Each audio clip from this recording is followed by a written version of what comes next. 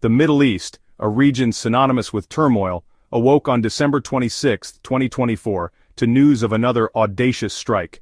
The region, already grappling with numerous conflicts and political instability, was once again thrust into the global spotlight. This time the target was a critical piece of infrastructure that plays a vital role in the country's connectivity and logistics.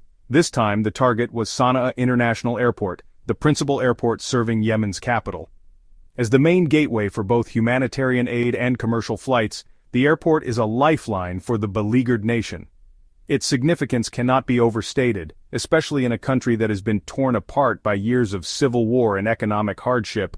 The perpetrator, according to numerous intelligence sources, was none other than Israel, acting under the leadership of Prime Minister Benjamin Netanyahu. This revelation has added a new layer of complexity to an already volatile situation. Netanyahu's administration has been known for its hardline stance and willingness to take bold actions to secure what it perceives as national interests. This brazen attack, carried out in broad daylight, sent shockwaves across the globe, raising urgent questions about international law, regional stability, and the increasingly assertive posture of the Israeli government. The international community has been quick to respond, with the United Nations calling for an emergency session to address the escalating tensions. Protests have erupted in various parts of the world, condemning the attack and calling for immediate action to prevent further escalation.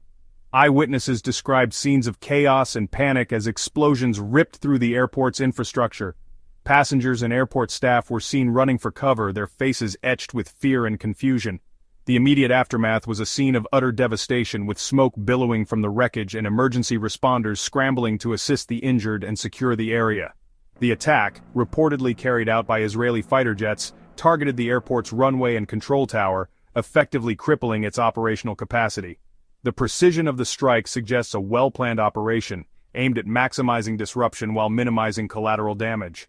However, the impact on the airport's functionality has been severe, with flights being cancelled and rerouted, and the airport's ability to handle future operations now in serious doubt. While the full extent of the damage is yet to be determined, early reports suggest significant destruction of critical infrastructure. The runway, control tower, and several key facilities have been heavily damaged, rendering them inoperable. Rescue workers are on the scene, working tirelessly to assess the damage and begin the arduous task of rebuilding. The road to recovery will be long and challenging, with the airport's future hanging in the balance. This is not the first time Sana'a Airport has found itself in the crosshairs of conflict. Over the years, it has been a frequent target in the ongoing civil war, suffering numerous attacks and bombings. Each incident has left its mark, further complicating efforts to maintain and operate this vital piece of infrastructure. The airport's history is a testament to the resilience of the Yemeni people, who have continued to rebuild and persevere despite the constant threats. Located in a country ravaged by civil war since 2014, the airport has been a strategic asset, witnessing numerous attacks and blockades. Its location makes it a critical point of contention for various factions vying for control. The ongoing conflict has turned Yemen into a battleground, with the airport often caught in the crossfire. The latest attack is a stark reminder of the fragile state of peace and stability in the region. However, this latest strike, attributed directly to Israel, marks a significant escalation in the conflict and raises the specter of wider regional instability. The implications of this attack are far-reaching, potentially drawing in neighboring countries and international powers. As the world watches closely, the situation remains tense, with the potential for further violence and unrest looming on the horizon. The coming days and weeks will be critical in determining the future course of this volatile region. Adding another layer of complexity to the attack was the presence of Dr. Tedros Adhanom Ghebreyesus, the Director General of the World Health Organization, in Sana'a. His visit was not just a routine diplomatic mission, it was a critical engagement aimed at addressing one of the most severe humanitarian crises in the world. Yemen, ravaged by years of relentless conflict, has seen its infrastructure crumble, its healthcare system collapse, and its people suffer from widespread disease and famine. The presence of such a high-profile figure in the midst of this turmoil underscores the gravity of the situation and the international community's concern. Dr. Tedros was scheduled to meet with Yemeni officials to discuss the dire humanitarian crisis in the country, exacerbated by years of conflict and a devastating cholera outbreak. The cholera epidemic alone has claimed thousands of lives, and the ongoing war has only made matters worse. The discussions were expected to focus on strategies to combat the spread of disease, improve access to medical care, and ensure the delivery of essential supplies to those in need. His presence was a beacon of hope for many, symbolizing the potential for international aid and intervention to alleviate the suffering of the Yemeni people. While Dr. Tedros escaped unharmed, his presence in Sana'a during the attack raises unsettling questions about the intended message. The attack on Sana'a airport, coinciding with his visit, cannot be dismissed as a mere coincidence. It suggests a calculated move, one that could have been designed to send a chilling message to the international community. The timing and location of the attack indicate a level of precision and intent that is deeply troubling. Was Israel aware of Dr. Tedros's presence in Sana'a? This question looms large, casting a shadow over the entire incident. If Israel was indeed aware, it raises further questions about the motives behind the attack. Was it a deliberate attempt to intimidate or even harm a high-profile UN official? The implications of such an act are profound, suggesting a willingness to escalate tensions and disregard international norms. Was this a deliberate attempt to intimidate or even harm a high-profile UN official? The presence of Dr. Tedros in Sana'a during the attack adds a layer of complexity to the situation, making it not just a local or regional issue, but one with potential global repercussions. The safety of international diplomats and officials is paramount, and any threat to their security is a matter of grave concern. These questions linger, casting a dark shadow over the attack and fueling speculation about Israel's true motives.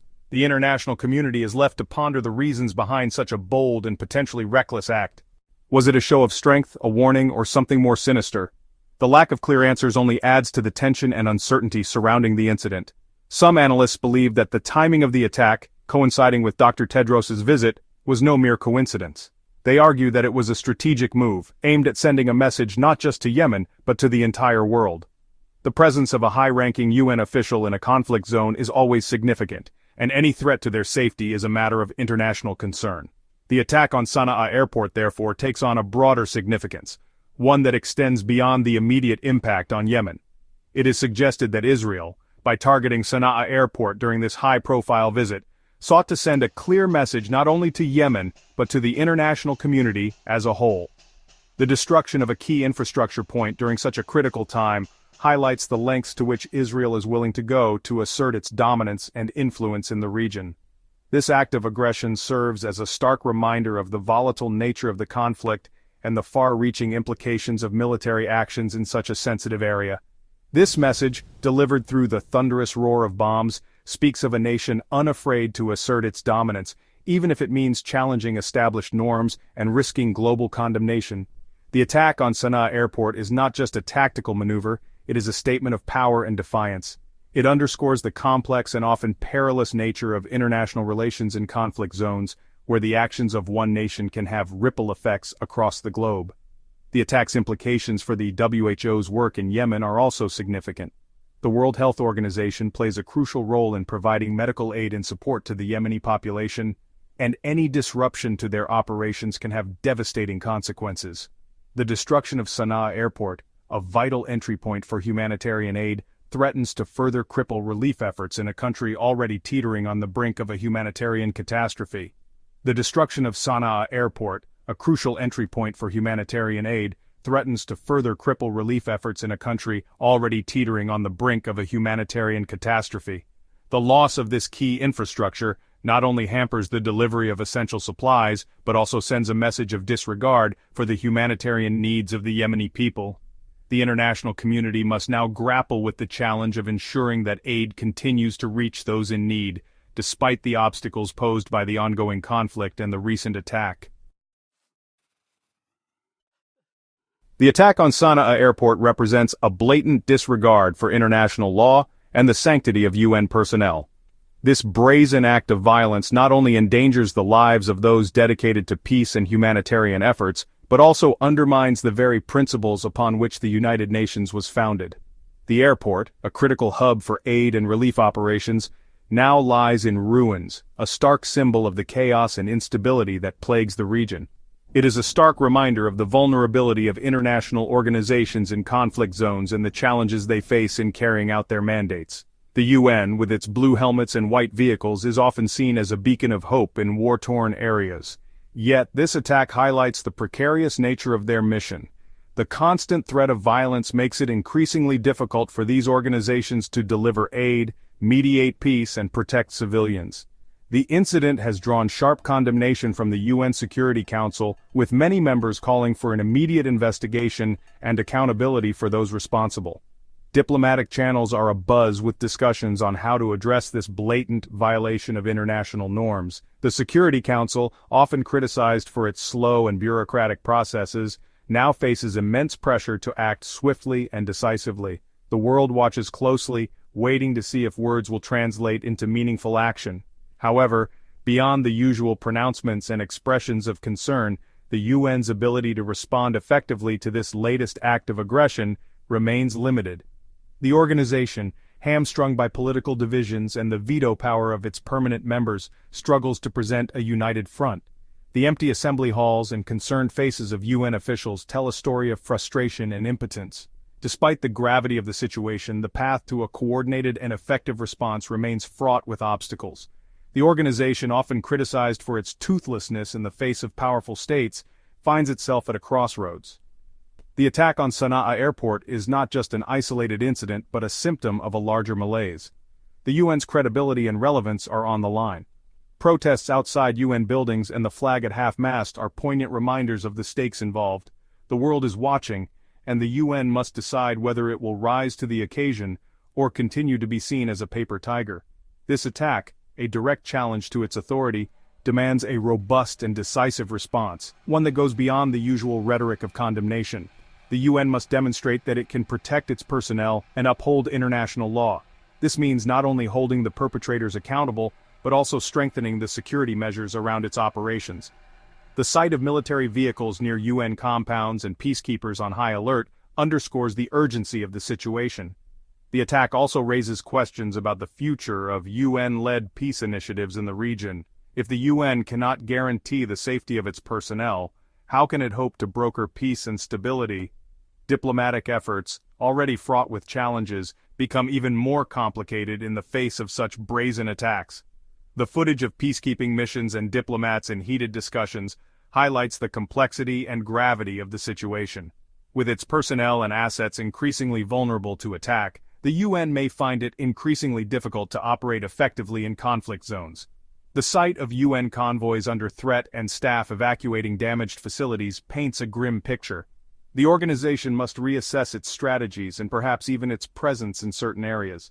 The safety of its personnel is paramount, but so is its mission to provide aid and support to those in need. This could have serious implications for the millions of people who rely on the UN for humanitarian assistance and protection. The disruption of aid operations can lead to increased suffering and instability. Refugees, displaced persons, and vulnerable communities depend on the UN for food, shelter, and medical care. The organization's ability to fulfill its humanitarian mandate is at risk, and the consequences could be dire. The world must rally to support the UN in these challenging times, ensuring that it can continue to be a lifeline for those in desperate need. While Israel has remained tight-lipped about its role in the attack, whispers of American involvement have begun to surface. Reports suggest that the Israeli Air Force may have used American-made F-35 fighter jets, known for their stealth capabilities, to carry out the strike. Furthermore, there are allegations that the U.S. provided Israel with intelligence support, including real-time targeting data. These allegations, if true, point to a deeper and more troubling aspect of this incident: the tacit approval, if not outright complicity, of the United States. The U.S., a country that often positions itself as a champion of international law and human rights, seems to be turning a blind eye to Israel's increasingly aggressive actions. This perceived double standard further erodes America's credibility on the world stage and fuels anti-Western sentiment in the region. The potential fallout from these revelations is significant. It could strain relations between the U.S. and its European allies, many of whom have condemned the attack. It could also embolden Iran and its allies, who view Israel's actions as part of a broader American strategy to contain their influence in the region.